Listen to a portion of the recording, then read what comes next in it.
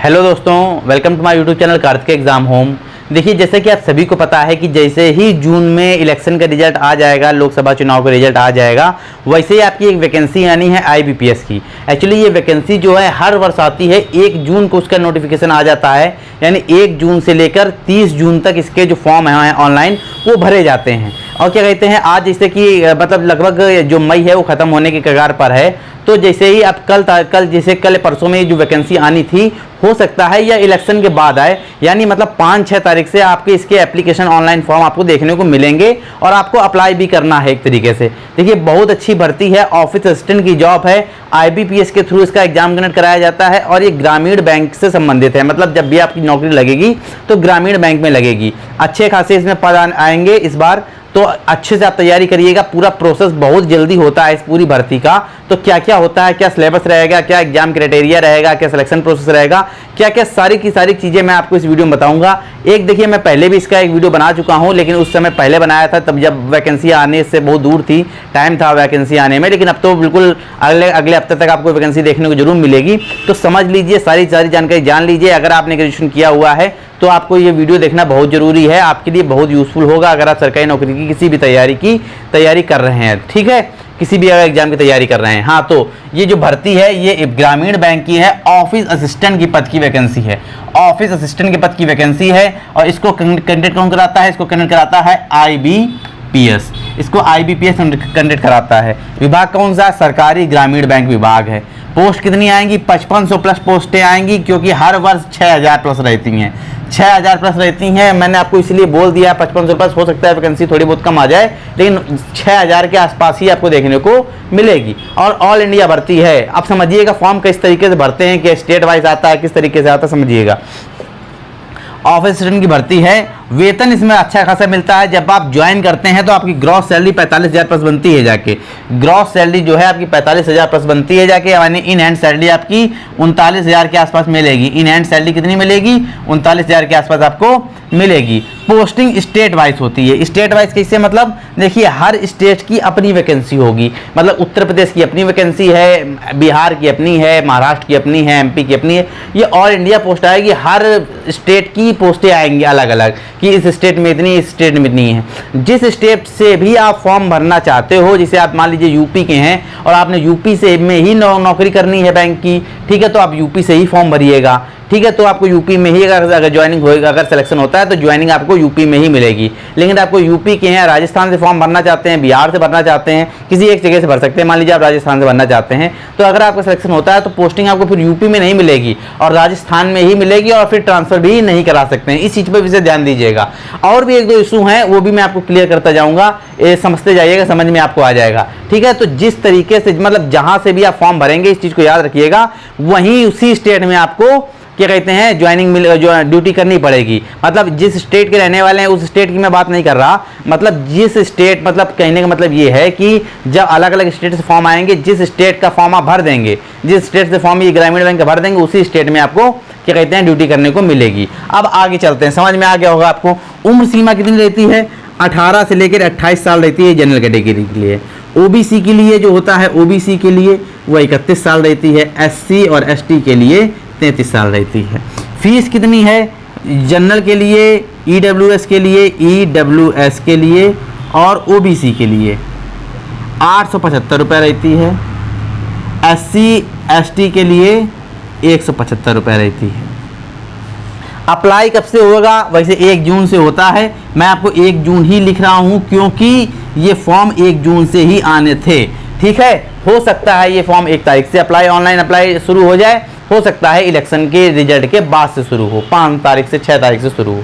ठीक है, लेकिन अभी मैं 1 तारीख ही लिख रहा हूँ। समझ में आ गया? अब इसके बाद सिलेक्शन प्रोसेस क्या रहता है? देखिए, सिलेक्शन प्रोसेस में पहले आपका रिटन एग्जाम होगा। रिटन एग्जाम किस प्रकार से होता है मैंने आपको अभी बताऊंगा। पहले आपका रिटन एग्जाम होगा, मतलब क्या कहते हैं, आपका रिटन एग्जाम होगा, पीटी होगा, रिटन एग्जाम होगा, फिर मतलब प्री एग्जाम होगा, फिर मेंस होगा, और इसके बाद डॉक्यूमेंट वेरिफिकेशन होगा। पहले प्री होगा, मेंस होगा और डॉक्यूमेंट वेरिफिकेशन होगा। मतलब 2 आपके रिटन एग्जाम होंगे, दोनों ऑब्जेक्टिव टाइप होंगे, सीबीटी वाले होंगे, मतलब कंप्यूटर बेस्ड टेस्ट होगा। ठीक है, इसके बाद प्री और मेंस देने के बाद अगर दोनों क्लियर करते हैं तो आपका डॉक्यूमेंट वेरिफिकेशन होगा। लेकिन एक चीज़ और है, मैंने यहाँ पर लिखा हुआ है नोट। एक चीज़ और है, ये नोट समझ लीजिए। मैंने नोट यहाँ क्यों लिखा? देखिए, जैसे कि आपको क्या कहते हैं, जैसे मान लीजिए आप यूपी के हैं और आपने गुजरात से फॉर्म भर दिया, ठीक है, तो एक लैंग्वेज वाली प्रॉब्लम आ जाती है, लैंग्वेज वाली प्रॉब्लम आ जाती है, ठीक है।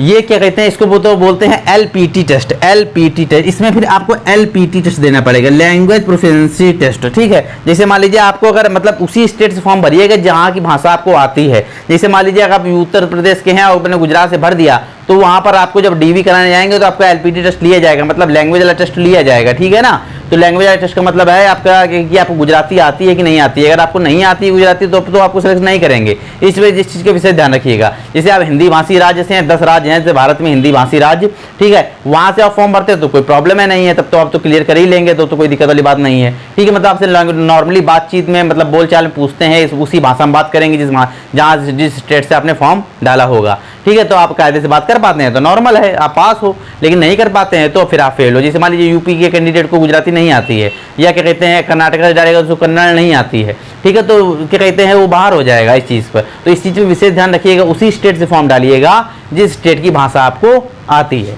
ठीक है ना। ये चीज़ क्लियर हो गई होगी आपको। अब बात कर लेते हैं, देखिए सिलेबस की, क्या क्या सिलेबस रहता है और प्री एग्जाम में क्या क्या आता है, मेंस एग्जाम में क्या क्या आता है। देखिए दो तीन चीज़ों पर आपको ध्यान रखना है। देखिए एक चीज़ मैं इस भर्ती की और एक अच्छी बता दूं कि बैंक की भर्ती जरूर है, लेकिन इसमें इंग्लिश का कोई मतलब टेंशन नहीं है कि अगर आपको इंग्लिश में नहीं एग्जाम देना, इंग्लिश की प्रॉब्लम नहीं है। अगर आपको इंग्लिश में प्रॉब्लम है तो आप इंग्लिश का टेस्ट जरूर देना पड़े आपको, ऐसा कुछ नहीं है। इसमें आपको ऑप्शन है हिंदी या इंग्लिश दोनों का दे सकते हैं। जैसे कि प्री का सिलेबस देखिए, प्री के सिलेबस में क्या क्या आएगा, रीजनिंग आएगी 40 क्वेश्चन आएंगे, मैथ आएगी 40 क्वेश्चन आएंगे, ठीक है। टोटल क्वेश्चन कितने हो गए 80 क्वेश्चन का पेपर होगा, 80 मार्क का पेपर होगा। टाइमिंग कितना मिलेगा देने के लिए, 45 मिनट मिलेगा और माइनस मार्किंग रहेगी 1/4 की माइनस मार्किंग आपकी रहेगी, मतलब 1/4 की आपकी माइनस मार्किंग है, ठीक है।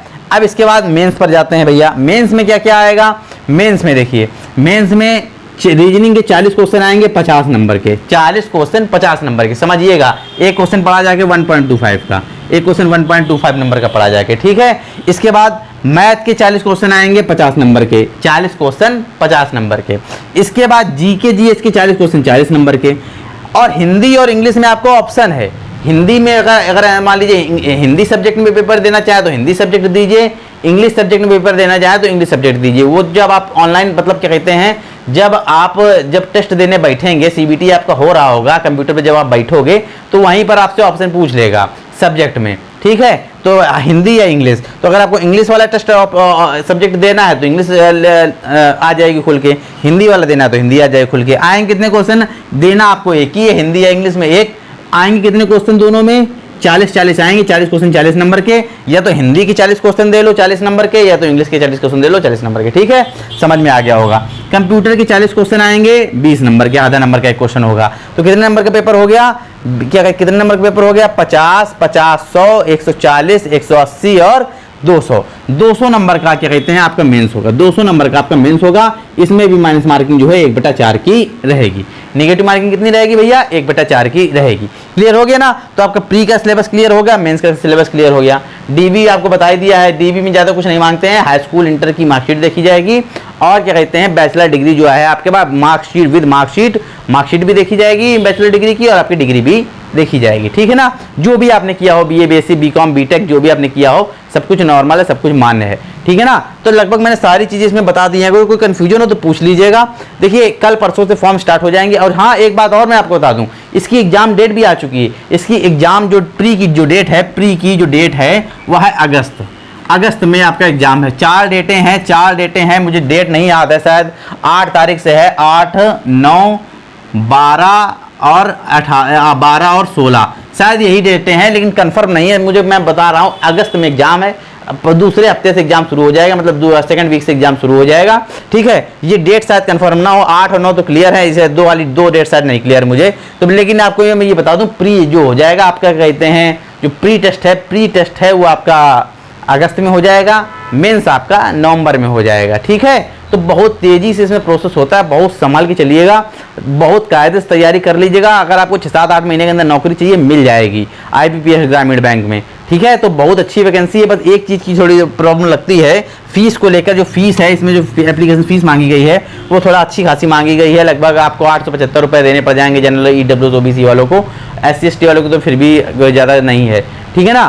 तो आपको सारी चीज़ें लगभग मैंने इसे भर्ती से रिलेटेड बता दी हैं। फिर भी कोई कन्फ्यूजन हो तो कमेंट में पूछ लीजिएगा। देखिए मैं हर कमेंट का आंसर देता हूँ, चाहे कोई भी कमेंट हो, मैं हर कमेंट का आंसर देता हूँ, कोई भी कमेंट बाकी नहीं रखता। अगर आपको कोई भी क्वेश्चन हो तो कमेंट में पूछ लीजिएगा, मैं उसका आंसर जरूर दूंगा। फिलहाल आज की वीडियो में इतना ही। अगर आपको वीडियो अच्छा लगा हो, समझ में आया हो, यूजफुल लगा हो तो वीडियो को जरूर लाइक कीजिएगा, चैनल को सब्सक्राइब कर दीजिएगा, साथ में बेल आइकन भी दबा दीजिएगा। अगर आप बेल आइकन नहीं दबाते हैं तो सब्सक्राइब करने का कोई मतलब नहीं रह जाता है, फिर मैं वीडियो डालूंगा तो आपके पास आएगा नहीं, ठीक है। तो बेल आइकन भी जरूर दबा दीजिएगा। और क्या कहते हैं, वीडियो को, अगर वीडियो अच्छा लगा तो वीडियो को लाइक जरूर कर दीजिएगा।